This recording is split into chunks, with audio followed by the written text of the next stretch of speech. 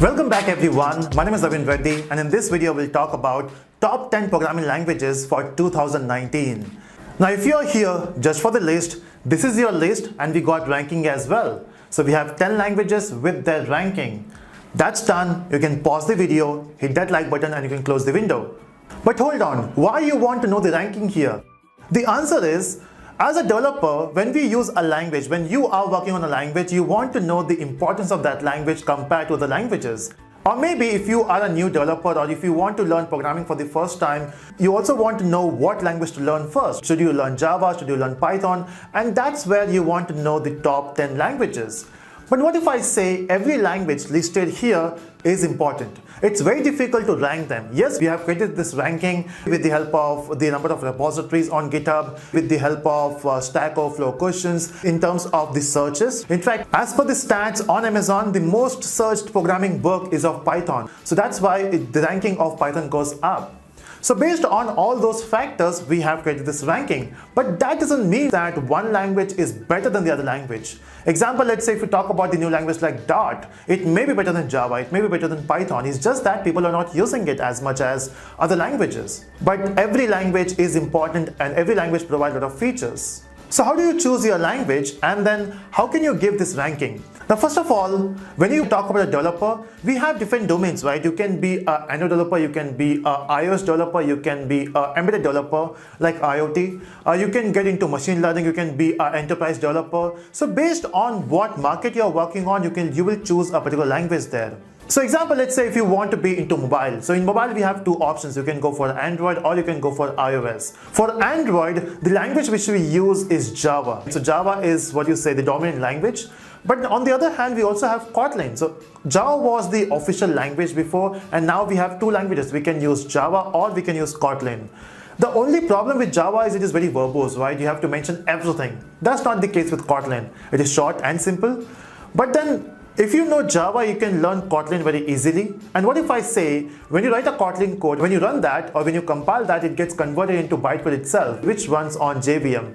So yes, they are almost same now. So we have Java, we have Kotlin. Now we have to wait for the new future updates of Java. From Java 8, Java is coming up with a lot of updates. So we got Java 9 with modularity, we got Java 10 features, and now in Java 11 we got so many amazing features. Java will be booming again. And we have Kotlin as well, which is getting new features every time. And then for iOS, we have a language which is Swift. Now Swift is the official language for iOS from Apple, and if you want to be an iOS developer, Swift is the best option.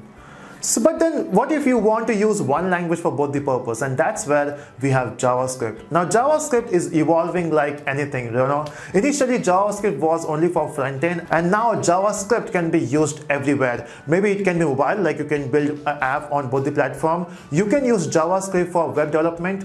Okay, when I say web development, not just front end, you can use it for back end as well. We can also create databases, which is MongoDB, right, which is JSON formats. So you can use JavaScript for the entire stack, and that's why we normally refer as mean stack. So in mean stack, you can build the entire application using JavaScript. In fact, we have talked about that in one of the videos. So JavaScript is booming. So let's talk about again mobile development. So mobile development we can do with the help of Java and then Swift. On the other hand, we can also do that with the help of JavaScript. Now Google came up with their own technology or own framework for Android, which is Flutter.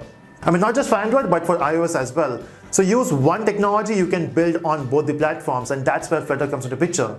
And the language which we use in Flutter is Dart. And that's where it will be booming in future as well. Now it depends upon how fast people adopt Flutter. That will decide the future of Dart, but for sure it has potential. So it's not that if you have learned Dart, there's no future. Of course there is, right? So we have these languages and their domains.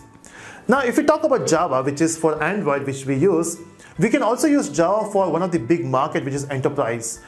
Most of the big companies, they are building big projects, the complex projects. They also want their project to be scalable, and that's where they prefer Java. Maybe there are other languages which are also scalable now, but then the old projects, the legacy is coming from Java. So of course they will be choosing Java in future as well. And thanks to the new features which is coming up with Java, so they will be using Java there as well. Okay, so Java is not going anywhere. Now let's say if you want to get into embedded systems. Let's say if you want to build your own OS, let's say you want to build your own browser. Now this is a place where you need a language which is very fast, because we want to build a game, of course it should be fast. If you want to build OS, it should be fast. You need a language which works closely to the hardware. And that's where we have a very amazing language which we all know, C++. Now C++ is something we can use now as well. It's not that C++ is dying, it can be used in all these domains. Now let's say you are a big Microsoft fan. You want to work on Microsoft technologies. Maybe you're a big fan of Microsoft's own cloud service, which is Azure, or you are fascinated about their own language, and that's where C# comes into picture. Now C# is one of the languages using which you can build Microsoft applications. Now C# is very famous not just in Microsoft world but also for mobile development. Oh, now that's scary because we don't use Windows Phone. So how can we use C# for mobile development? Now if you've heard about Xamarin, now using Xamarin you can make an application for both the platforms, for Android and iOS both. And in Xamarin we use C#. So that's about mobile development and web services. What about games? Now if you've heard about Unity, so in Unity, which is built on C++, but we use C# to write a code in that. So yes, you can also build games in C#. What if you want to build web apps, that too in an easy way and very fast? And that's where we have the world's best web development tool, which is WordPress. And WordPress uses PHP. Now PHP is not going anywhere, okay? So it was there, it is working now, and people will be using that in future as well. Most of the startups and product-based companies, they are still working on PHP. Some people are saying PHP will be going away, but then at least for 5 to 6 years not going anywhere. In fact, the language which we are using nowadays will be there for next 5 to 6 years for sure. Again, we cannot predict the future. Maybe in next 5 to 6 years we'll be having some more powerful languages. But hold on, even these languages will be updating themselves. They will not simply go away just by waiting for the new language. And now let's talk about the top ranking language. So the world is changing, right? From a normal software development, we are moving towards some new technologies. One of them is data science, machine learning. I'm talking about AI here. Now in this area, the most used language is Python. Now if you search for any machine learning course online, 90% chances that they will be using Python there. Why Python? Because it is very easy to work on. In fact, if you can just go to description area, you will find a link for Python as well. Just watch the videos. You will find it's one of the easiest language ever.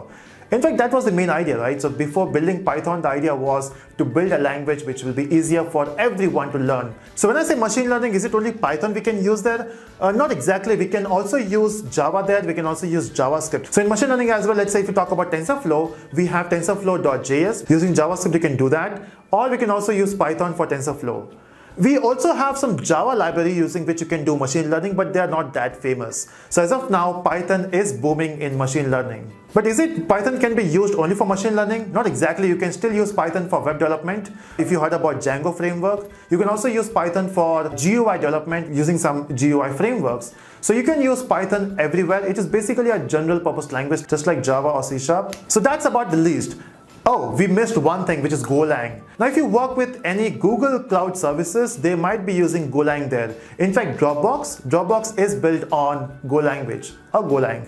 We can say that. So the important point is every language here is important. Yes, the list is based on the repositories, the list is based on the craze you have in the market, but every language is great and they have huge potential. So if you are working on any of these languages, don't worry.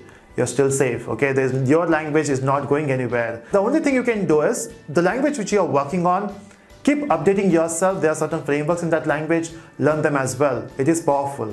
But there's no harm in checking out some other language. Let's say if you're working on PHP, there's no harm in checking for Python. If you're working on Python, there's nothing wrong if you can learn Java at the same point.